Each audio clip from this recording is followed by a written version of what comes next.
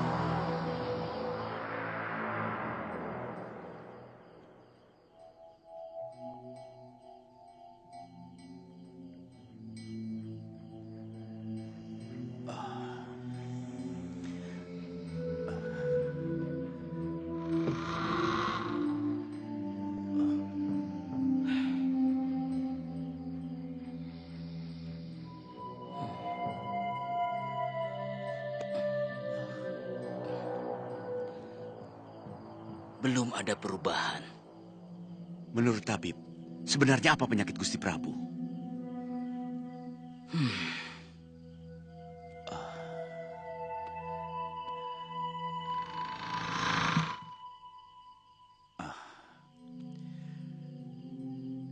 Dalam keadaan seperti ini, kita harus lebih waspada.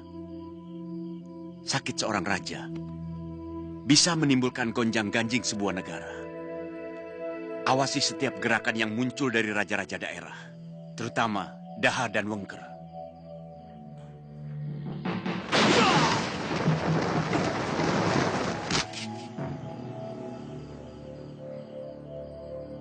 Heh, siapa kau?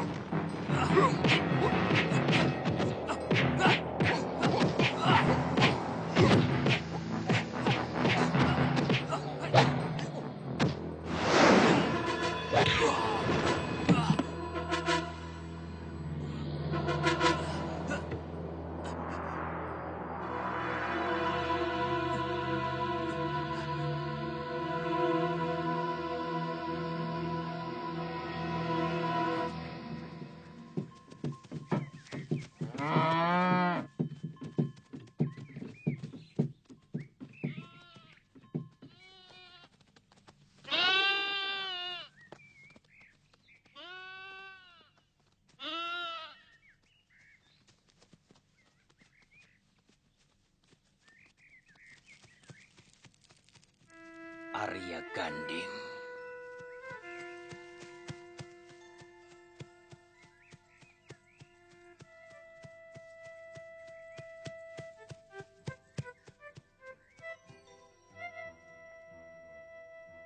Kesehatan Gusti Prabu semakin memburuk. Ada baiknya Betara memberitahu Putranda, Girindrawardana Tyahwijaya Kusuma, untuk bersiap-siap. Dari Kutaraja, kami juga akan mempersiapkan diri. Wijaya Kusuma akan segera kuberitahu, Supa. Mulai sekarang, usahakan jangan ada orang luar masuk ke Jinggan Ganggadara. Terutama saudagar-saudagar Islam dan orang dari kota Raja Majapahit.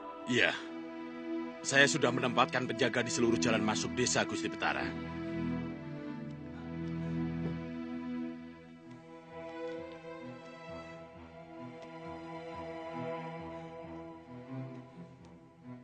Saya melihat Arya Ganding sekarang sedang menuju ke rumah Gusti.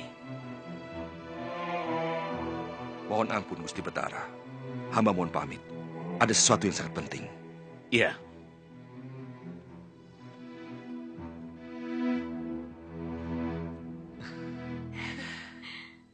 Saya sudah menceritakan semuanya kepada ibu.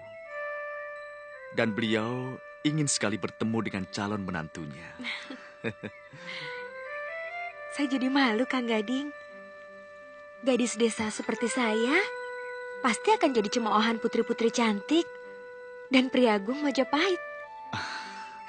Sekar, siapa yang berani mencemooh gadis secantik kamu?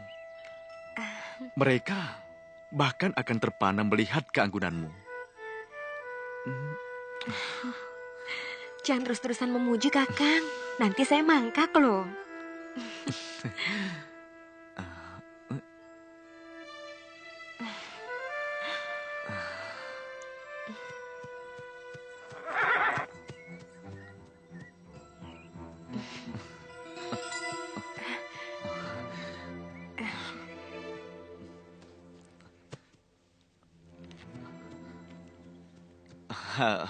Apa kabar Paman Kebu Peteng? Kelihatannya Paman sibuk sekali. Itu bukan urusanmu. Sekar, Bopo mau bicara. Bopo? Maafkan Bopo ya, Kakang.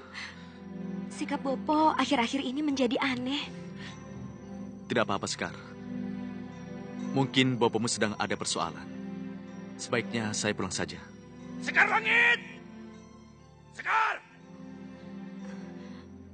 Iya, Bopo. Kakang, maafkan Bopo ya. Ya. Kapan-kapan saya pasti kemari lagi. Saya pergi dulu ya. Iya, hati-hati ya, Kang.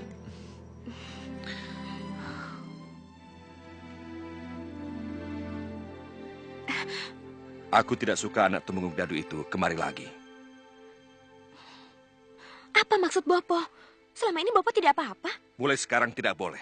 Kalau kamu tidak mau kuusir dari rumah ini, kamu harus patuh. Mengerti?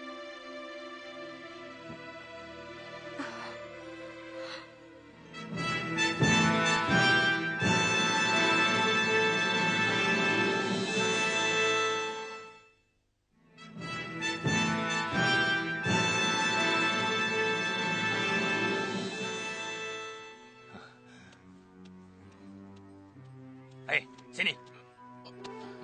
Hajar dia. Tapi ingat, jangan sampai terbunuh. Baik.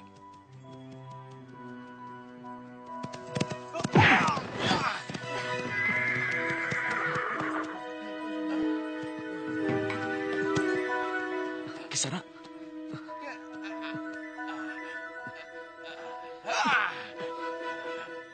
Wah, ngetan. Orang Majapahit memang kurang ajar. Maaf, Kisana. Saya tidak sengaja. Tiba-tiba Kisana muncul di jalan.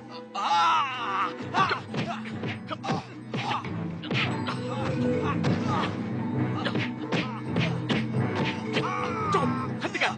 Saya kan sudah minta maaf.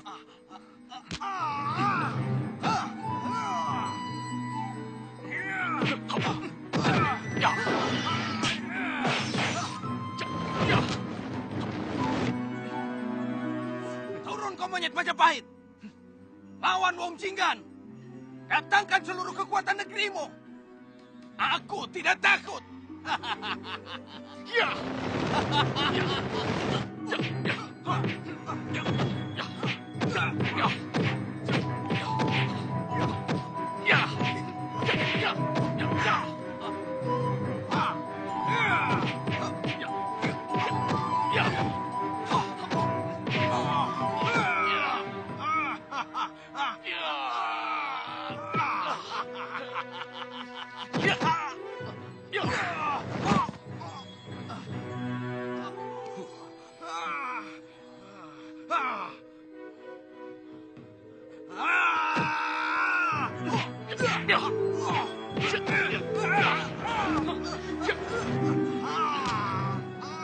Masih mau lagi? Lepaskan aku, Kisana. Ampun, lepaskan. Hentikan, hentikan. Ada apa ini? Maaf. Wedus gembel. Lagi-lagi kamu Darim bikin ulah. Dasar tukang mabok, bikin malu orang Jinggan. Maaf Tuan Arya Gading. Pemuda itu memang selalu bikin ulah. Ya. Di Kota Raja, orang yang bikin onar, hukumannya cukup berat di sana. Di sini juga begitu, Tuan. Kejadian ini akan saya laporkan kepada Tuan Gangadara. Ya.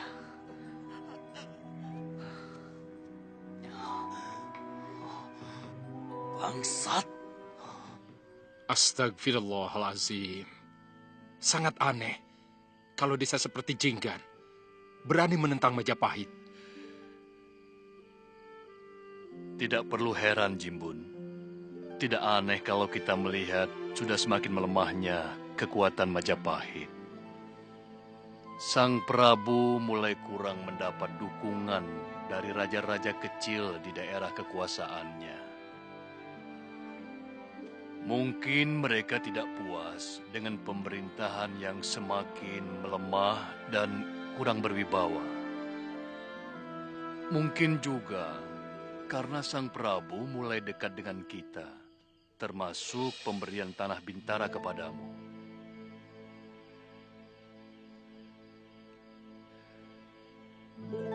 Dan rupanya, berita tentang Sang Prabu yang sedang kering sudah tercium kemana-mana. pengamatan Kanjeng Sunan Ampel mungkin benar. Untuk negeri-negeri bawahan sebesar Kahuripan, Wengker atau Daha. Tapi Jinggan, dia hanya sebuah desa. Meski cukup besar dan langsung berada dalam kekuasaan Kedaton Majapahit. Bagaimana mungkin mereka berani membuat ulah? Dinda Sunan Kalijaga pasti tahu masalah ini. Maaf, kalau pengamatan saya keliru. Kecurigaan Sunan Kudus ada benarnya. Pasti ada sesuatu yang terjadi di Jinggan. Dan menurut hemat saya, telah terjadi ketegangan antara Brekeling Wijayakarna dengan Sang Prabu. Ada keinginan dari keturunan Prabu Dyah-Kartawijaya dari selir itu untuk merebut kekuasaan Sang Prabu. Karena mereka ini merasa lebih berhak atas tahta Majapahit yang sedang dikuasai oleh pamannya sendiri. Dan keinginan itu semakin membara ketika terdengar berita bahwa Sang Prabu sedang sakit keras. Tetapi kenapa harus memilih Jinggan? Di sini masalahnya. Awas, tiarap!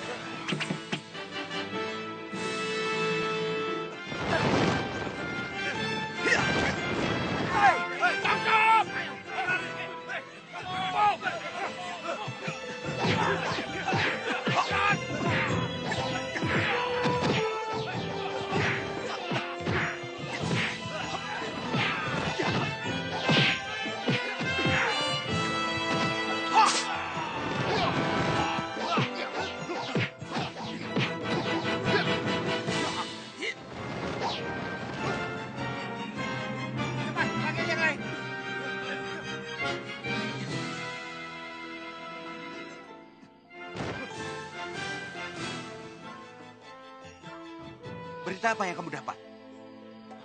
Sangat penting, Kinalah.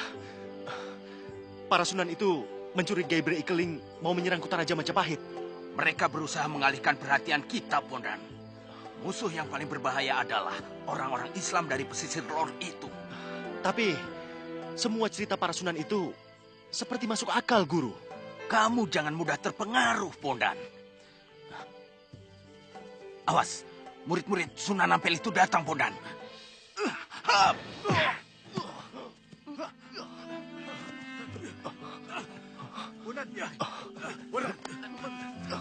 Bondan, kamu tidak apa-apa? Tidak apa-apa. Sebenarnya, saya hampir saja bisa menangkapnya. Tapi, dia berhasil menipu saya dengan berpura-pura menyerah. Waktu saya lengah, kakinya berhasil menjejak dada saya.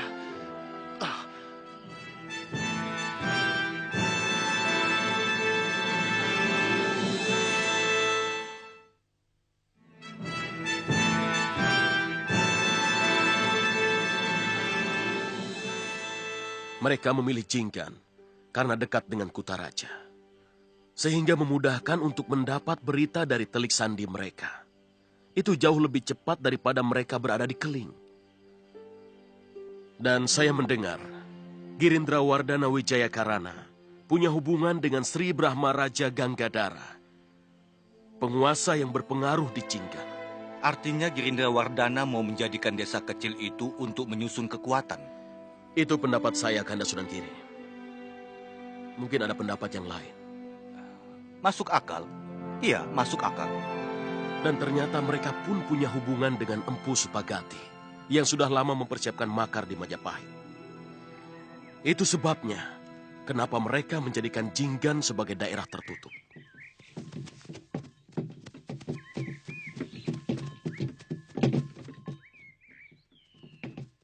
Hei, berhenti!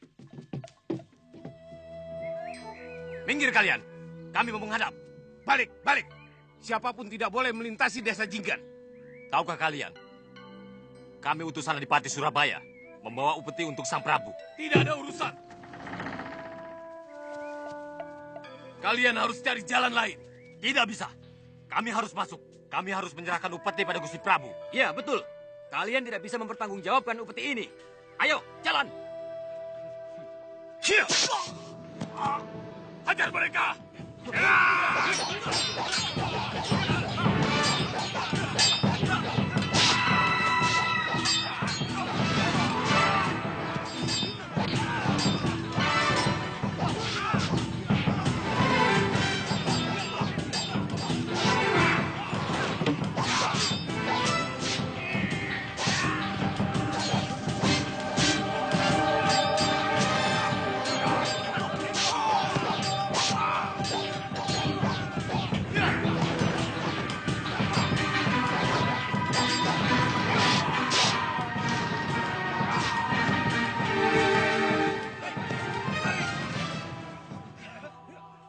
Bawa upetinya ke dalam. Bismillahirrahmanirrahim. Alhamdulillahi rabbil alamin. Orang-orang Keling tidak mau gerak-gerik mereka di Jinggan akan tercium. Apa yang mereka lakukan sangat menyulitkan kita, Sunan Wudung. Mereka melarang saudagar muslim dari Gresik maupun Surapringga melintas Jinggan, baik yang mau ke kota raja maupun yang dari sana. Seharusnya rakyat Jinggan berterima kasih atas kedatangan saudagar kita. Mereka bisa menjual hasil panen mereka dan bisa membeli kain cita, merjan, dan juga wewangian yang dibawa para saudagar itu. Sekarang bagaimana sebaiknya sikap kita? Kanjeng Sunan Ampel yang lebih tahu. Sementara lebih baik kita mengambil jarak dari persoalan mereka. Maaf Ayahanda Sunan, apa tidak sebaiknya kita membela Majapahit kalau terjadi sesuatu? Selama ini Gusti Prabu sangat baik kepada kita. Beliau memberi keleluasaan kepada kita, bahkan dalam berdakwah, sampai masuk ke dalam lingkungan kedaton. Betul anakku, tapi kita masih belum memiliki kekuatan. Ibarat anak. Kita masih belajar berjalan. Sangat berbahaya kalau kita ikut menceburkan diri ke dalam kancah perseteruan yang cukup besar. Kita bisa sedikit meringankan beban Majapahit. Saya kenal baik dengan Empu Supagati. Beliau dulu pernah berniat ingin masuk Islam. Tapi sampai sekarang belum ketemu saya lagi. Insya Allah, saya akan berusaha untuk mempengaruhinya. Untuk tidak membantu Keling. Sebaiknya tanah perdikan pemberian Sang Prabu kepadamu di Gelagahwangi segera dibangun. Dirikan masjid, karena tempat yang paling baik untuk bermusyawarah dan merencanakan sesuatu adalah masjid. Sebagaimana Kanjeng Nabi Muhammad, lebih dulu beliau mendirikan masjid waktu hijrah ke Madinah. Kami sudah membuka perkampungan Ayahanda. Insya Allah, saran Ayahanda akan segera kami laksanakan. Saya sudah merundingkannya dengan keluarga dan beberapa pengikut yang akan menemani kami.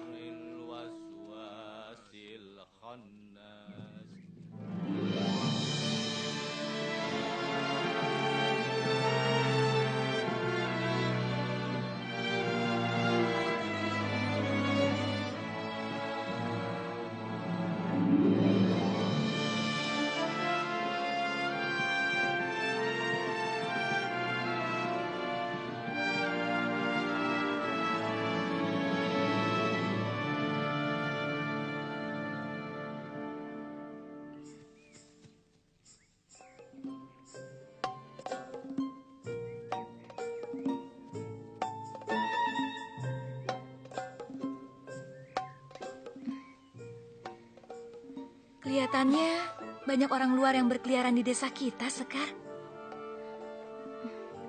Mau apa ya mereka? Dari logat bicaranya, sepertinya mereka orang Kulon. Kalau bukan dari Daha, pasti dari Keling. Semuanya menjadi serba aneh di sini ya, Luh. Iya. Bopo siang malam hampir tidak pernah ada di rumah. Ayo. Apa kamu tidak curiga kalau kekasih anakmu itu mata-mata Majapahit? Saya yakin bukan, Kakang. Tapi memang akan sangat berbahaya kalau dia sampai mencium gerakan kita. Karena dia cucu rakyat Raga Campana. Gila, kenapa masih kau biarkan dia berkeliaran di Jinggan? Saya sudah berpikir untuk menghabisi dia. Kalau berani datang lagi ke rumah saya. Jangan mengotori tanganmu dengan darah. Sekar Langit tidak akan memaafkanmu. Kalau sampai kau lakukan itu, dia akan dendam kepadamu. Sewa pembunuh bayaran. Lakukan di luar desa. Supaya orang Majapahit tidak akan mencurigai kita. Dari mana kamu? Menaruh sesaji di perempatan. Cepat pulang. Jangan keluyuran. Iya.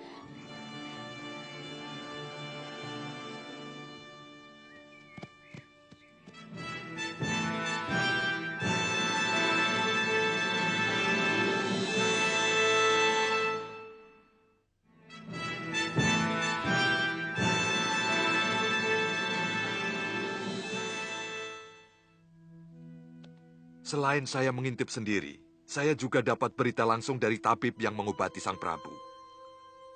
Tidak ada kemungkinan sembuh. Saatnya sudah semakin dekat. Kita harus secepatnya menyerbu ke Daton. Sesudah Raja Tua itu meninggal. Bagaimana persiapanmu, Empu Supah? Sangat siap. Tegasnya, Gusti mau merebut tahta Majapahit dari Paman Gusti Betara sendiri. Tidak. Aku bukan sekedar ingin merebut tahta.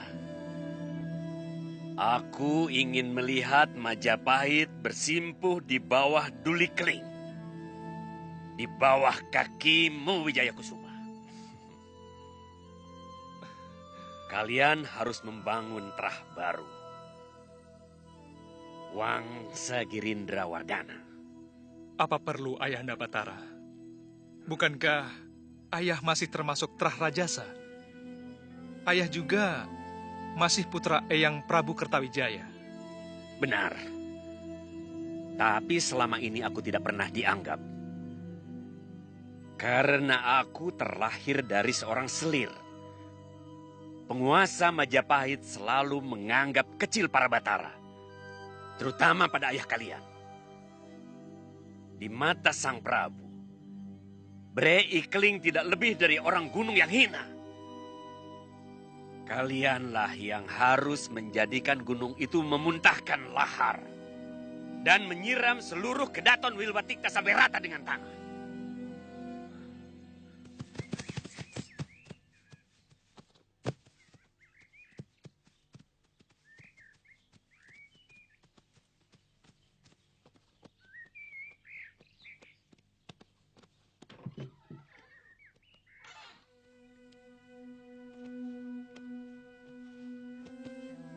Adi Ganggadara dan Kebu Petang. Ini kedua putraku. Dia penggantiku sebagai Batara Ikeling. Girindra Wardana Dyah Wijaya Kusuma. Dan ini adiknya, Dyah Rana Wijaya.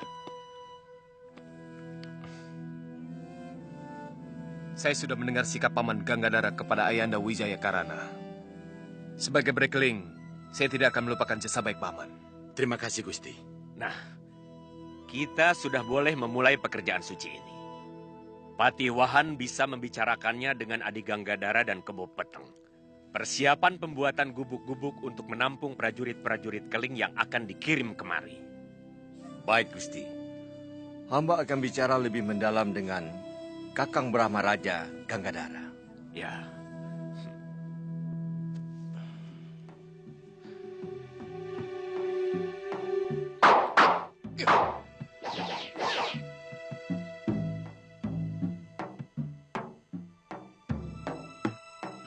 Awas!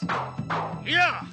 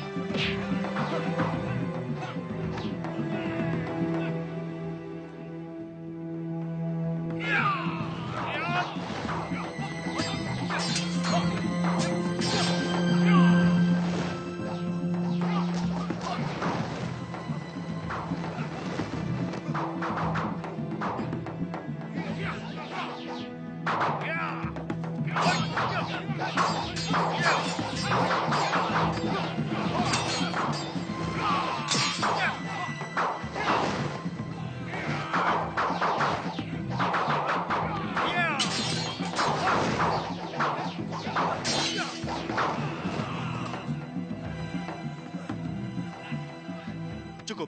Sampai di sini. Maaf. Kalian tidak apa-apa? Tidak.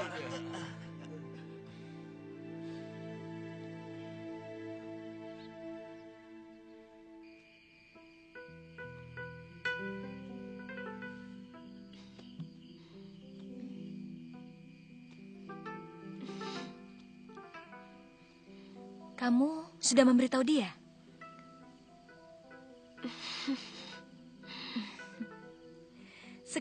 Sekar, kamu itu bagaimana toh? Harusnya kamu segera kirim surat. Jangan sampai Kakang Arya Gading mengalami hal yang buruk. Tapi saya ingin bertemu dengan dia, Lu. Saya takut tidak bisa bertemu dia lagi selamanya.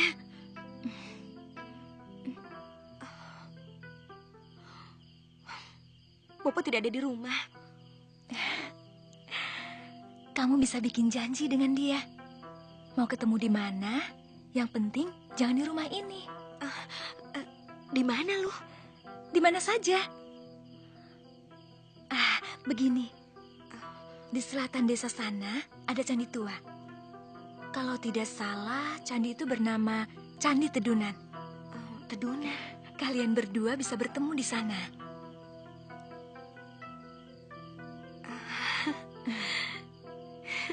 Ternyata kamu pintar juga ya, Lu. Itulah gunanya sahabat. Sudah, pergi sana. Bikinlah surat cepat. Tapi kamu tunggu di sini. Iya.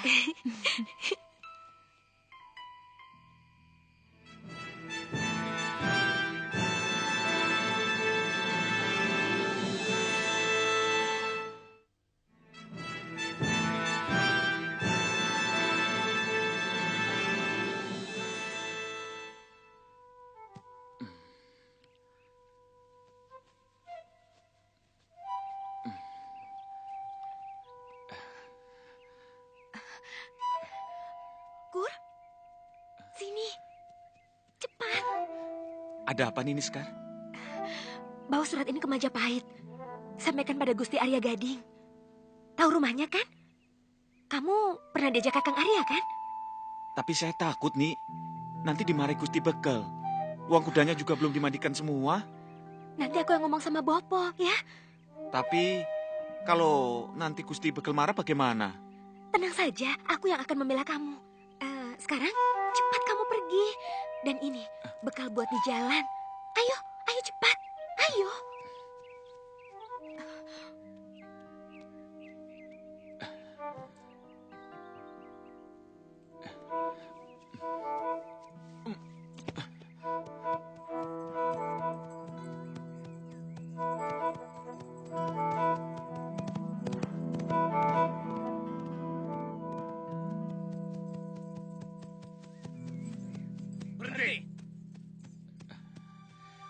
Cikur, mau kemana pagi-pagi begini?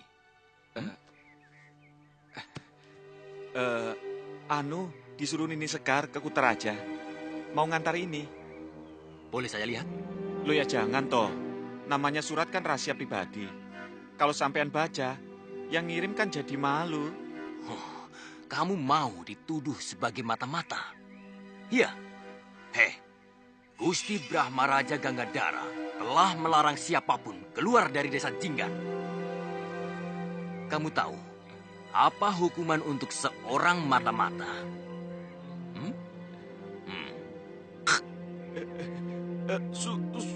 Sumpah saya bukan mata-mata. Sampean seperti baru kenal saya saja. Setiap sampean ke rumah Gusti Bekel, yang merawat kuda sampean kan saya. Makanya, kalau kau masih ingin melihat matahari terbit besok pagi, berikan surat itu padaku. Setelah itu, kau boleh melanjutkan perjalanan.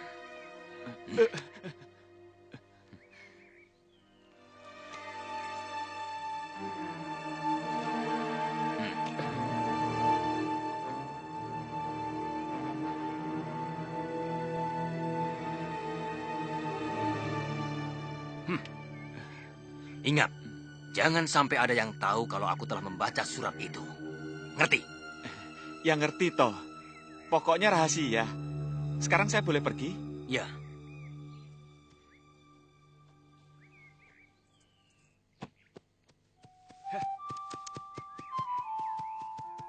Sekar! Sekar langit! Sekar!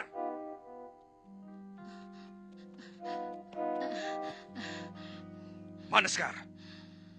Anak itu sekarang semakin liar. Maaf Gusti, Sekar Langit sedang mencuci dengan teman-temannya di kali. Kamu harus menasihati dia, Langsep. Bilang, jangan keluyuran tanpa seizinku. Ngerti? Iya Gusti. Sudah.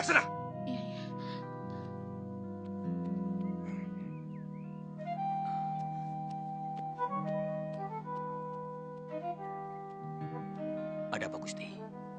Hubungi Prabaswara. Lakukan rencana itu. Baik Gusti. Kalau Kakang bersedia, besok datanglah ke Candi Tedunan yang ada di selatan desa. Banyak yang ingin saya sampaikan kepada Kakang.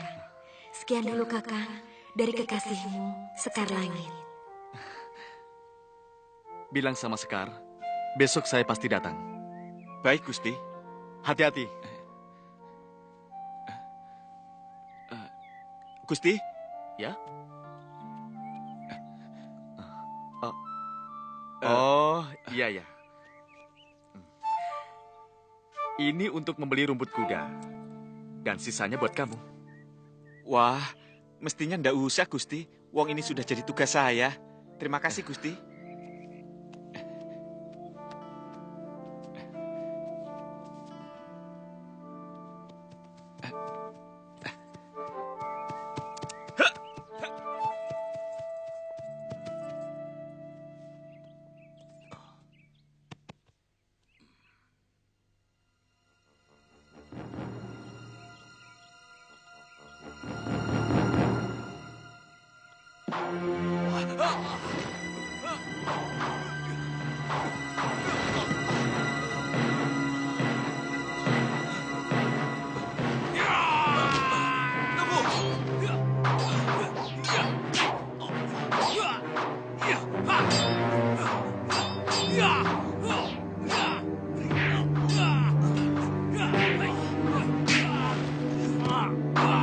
Sabar, Prabasara, sabar.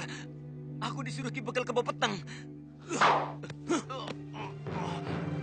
Mau apa? Ke Bopeteng menginginkan bantuanmu untuk membunuh seseorang. Kau tahu, mau dibayar berapa? Berapapun akan dibayar oleh Ki Bekel.